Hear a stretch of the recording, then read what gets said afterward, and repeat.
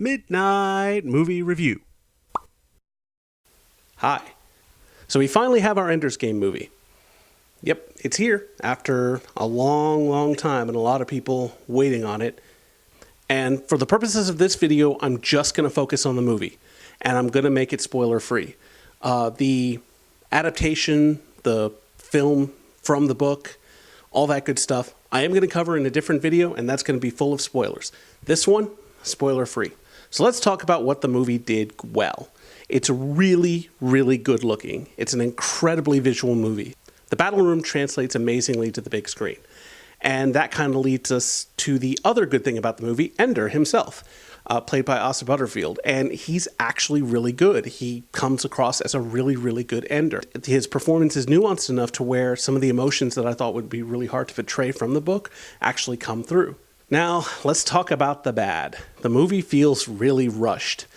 Harrison Ford seems bored and doesn't really give a strong performance, and not as good as I would have thought he would have done, especially in this role. But let's talk more about how the movie could have been better.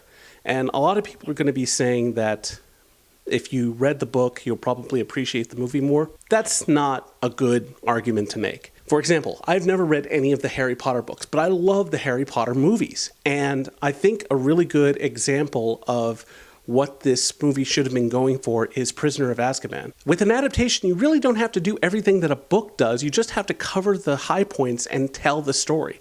As long as the story feels right, then the movie's going to come off really well. And that's what happened with Prisoner of Azkaban.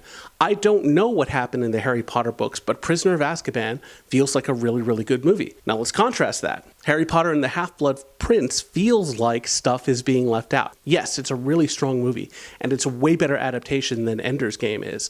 But in Half-Blood Prince, you actually feel like you're missing things, whereas in Prisoner of Azkaban, the story flows, everything feels really good. Really, there's not much more to say. Ender's Game is an okay movie. I'll probably rent it. I'll probably catch it if it's on cable.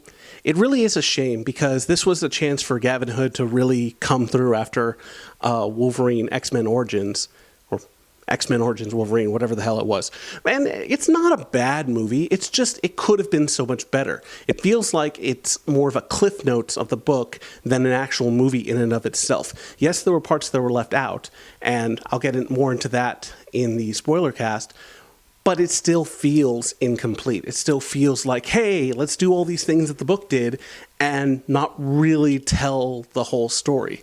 I mean, it's sort of like Levels. It's like Jurassic Park didn't tell the entire story, but it still felt fun, and it was a good movie on its own. It wasn't a really good adaptation of the book, but it was still dinosaurs on the big screen, so that was really cool. Even Starship Troopers, which I gotta say, I was really disappointed in the adaptation. It's an okay movie on its own, and I would say it's stronger than Ender's Game simply because it tried to do its own thing. It tried to set itself apart from the book, which Ender's Game does not do. So in the end, it's okay, but go see Gravity again. Really, you'll be a lot better for it. That's all for now. I'll be seeing you guys next week for Thor: The Dark World. Can't wait.